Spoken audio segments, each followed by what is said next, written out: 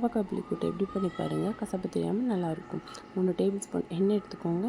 நறுக்கி வச்சுருக்க வெங்காயத்தை சேர்த்துக்கோங்க. நான் பெரிய வெங்காயத்தில் சின்ன சைஸ் இருக்குல்ல, அப்படி வெங்காயமாக தேடி 3 வெங்காயம் எடுத்திருக்கேன். அதுக்கப்புறம் அது ப்ரௌன் ஆன பிறகு நறுக்கி வச்சுருக்கிற பாவக்காயை சேர்த்துக்கோங்க. பாவக்காயை குட்டி குட்டியாக நறுக்கிக்கோங்க, ஏன்னா அது வேகிறதுக்கு கொஞ்சம் ஈஸியாக இருக்கும். சேர்த்த பிறகு நல்லா கிளறி விட்டு மூடி போட்டு மூடி வச்சுருங்க. அதுக்கப்புறம் 5 to 7 மினிட்ஸ் நல்லா வெந்த பிறகு ஒரு தடவை நல்லா கிளறி விட்டுக்கோங்க. கிளறி விட்ட பிறகு இது கூட நம்ம அடுத்து தக்காளி சேர்க்கலாம். தக்காளி நான் 2 தக்காளி எடுத்திருக்கேன். அதையும் குட்டி குட்டியாக நறுக்கி வச்சு அதையும் இதோடு சேர்த்து நல்லா கிளறி விட்டுக்கோங்க. கிளறி விட்ட பிறகு நாட்டு தக்காளி கொஞ்சம் சீக்கிரம் வெந்துடும்.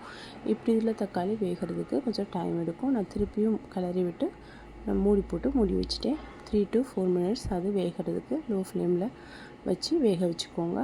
நல்லா அது வெந்த பிறகு இது கூட நம்ம மஞ்சத்தூள், வத்தத்தூள், மல்லித்தூள், அதுக்கப்புறம் கொஞ்சோண்டு சாம்பார் பொடி, தேவையான அளவு உப்பு சேர்த்துக்க போகிறோம்.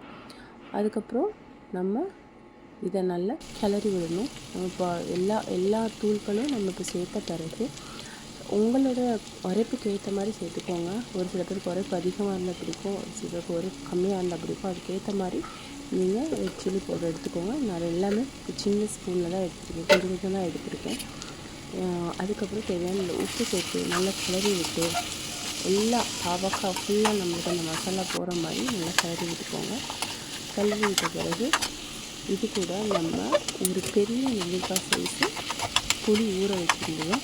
அந்த புளி கரைசலையும் இது கூட சேர்த்து நம்ம இப்போ கிளறி விட்டு நம்ம திருப்பி மூடி போட்டுடலாம். புளி கரைசலை இப்போ சேர்த்துடலாம். சேர்த்த பிறகு நம்ம நல்லா எல்லா இடமும் அந்த புளியோட ஜூஸ் போகிற மாதிரி நல்லா எல்லா இடமும் நல்லா கிளறி விட்ட பிறகு திருப்பியும் தண்ணி ரொம்ப சேர்க்கக்கூடாது. இதில் நான் தண்ணியும் சேர்க்கல, புளி கரைசல் மட்டும்தான் அதுக்கு உரிய தண்ணி இது வேகிறதுக்கு.